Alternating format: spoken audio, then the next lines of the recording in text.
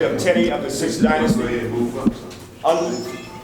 Unlike the pyramids of the Giza Plateau where you were at yesterday, and you saw the perfect equilateral plane pyramids, solid stone, 5 tons each on outer casing, 50 tons each on inner casing.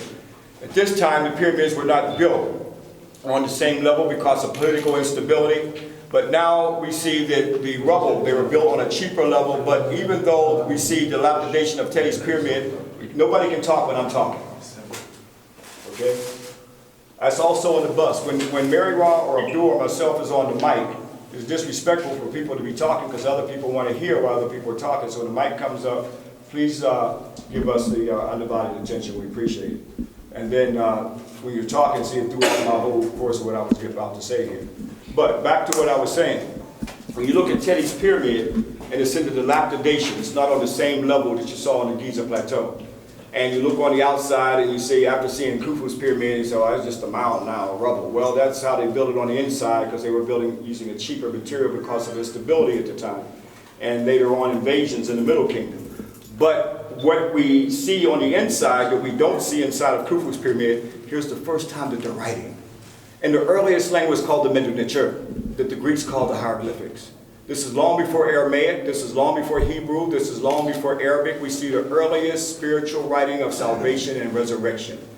Written right here for Teti to make his salvation into the afterlife, into the spiritual realm, what we would call the heavenly world today, going up into the heavens. When you get on the other side, you'll see the stars up above. And the Chanus, that the French called the Katush, that's the French name. You got some of these in your royal name, that's his royal name. This is Teti, Teti, Teti, Teti. And it's for Teti's spiritual salvation and resurrection. We see other glyphs like Hotep. We see Hotep, this is the glyph for Hotep, Hotep, Hotep, Hotep. Peace, peace, peace, peace, okay? We see other symbols here that I'm going to deal with on the other side. We see symbols also representing mess, okay, or meaning burnt. But we come over here, and now there's one there, but I want to put one up higher for those of you who are in the back so you can see it one side. Okay, here we go. Can you see my finger? Mm-hmm. What do you see there? Cross. This cross has nothing to do with the Western version of Christianity. You see one here. This is representing the spiritual resurrection of Teti. Not the physical body, but the spiritual body. The Romans did not understand spirituality. They only saw things which you could see. They literally took it for the physical body to rise up.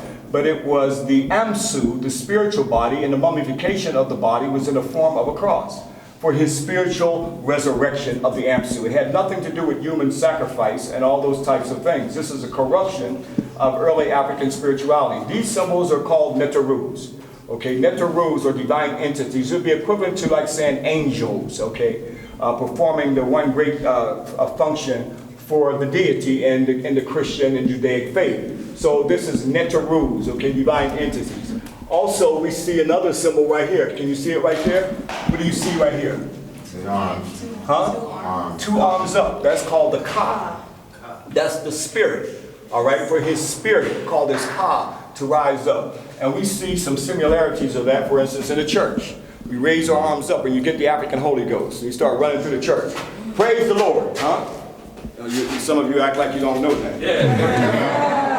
It's been so long. That's the spirit, 2 arms up. And we're going to see that in the temples when we get into Upper Egypt in a clear representation of that. So again, it's the Ka, it's the spiritual resurrection, okay, of the Amsu, okay, of Teti for him to make his salvation into the afterlife. You're witnessing almost 5,000 years of spirituality, the prototype of it. Without this, what we know of the Torah, the Veda Veda, or the Kabbalah, okay, or the Septuagint version of the Bible, or the Quran, or the King James, or the American Bible, all these Bibles that they refer to as holy books. Without this, per Imaru, here we see the early spirituality called religious writings today of his spiritual salvation and resurrection into the afterlife. This becomes the various other religious forms based off of the earliest representation going back to this early period of the Old Kingdom and Teti's tomb where you are now in the Sixth Dynasty. So why would this be looked at as pagan and heathen or trying to demean it and vilify it and demonize it? Because here one would come and witness this, they would see where these ideas came from. But equally what's more powerful about the Medu Neter here, and this is where we need total concentration, okay, and see this. Now, he makes this Medu Neter where it literally rises off the glyphs, okay? Now, I want you to stare at one area. If you're like over here, some of you look right here. Don't let your eyes roll all around, but just kind of, concentrate on one area, and let me know if you see some type of three-dimensional figure that might take place as you look at the nature. As you look at it now, your fingers are inside, right? Now, look about right here, right in this area, and see what happens. Okay, you can't use your cameras, okay? That relax. If you got the camera trying to look at you're not going to see it, all right? But just look at it with your eyes, okay? And look in a particular area, and look at that for a minute, and see what happens.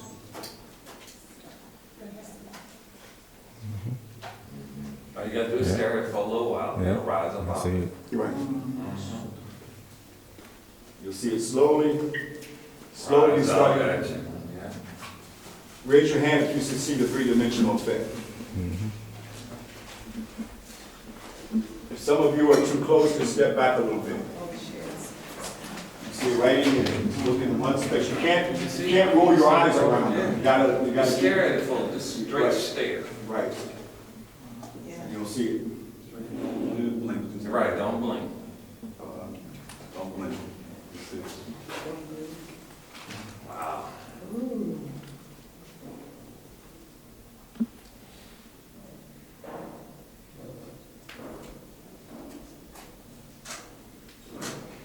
Sometimes it can look like it's going in and out. It's like it's raised up, like it's not carved in.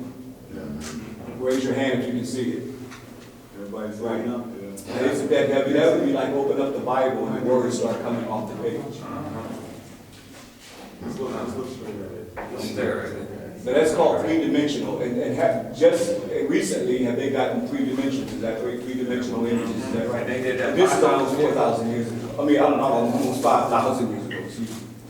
So this is some of the earliest metaneture, very earliest? No, we're going to see the metaneture earlier than this. This is the metaneture of the Old Kingdom. Of the Old Kingdom. Going to spirit. We're going to see pre-dynastic as well. So again, this is Teddy for his spiritual resurrection. Once you see that, take some pictures, and then we'll go on the other side and let the other groups come down. Let him. Okay, other groups are going to start coming in, so we're going to start moving along here so our other family can come in. Let's go on the other side. You'll see something here. Let's see.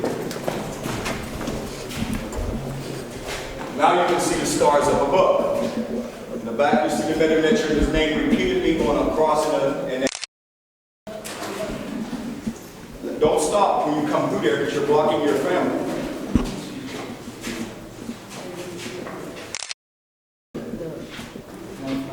This is his sarcophagus, his solid granite sarcophagus of said Teddy. The cot, or that we call the mummy today, is not in there.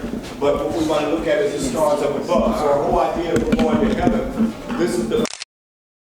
The big months that I was out there, they had all these stars all over. Yes. See, this is why we come so early. See what I mean?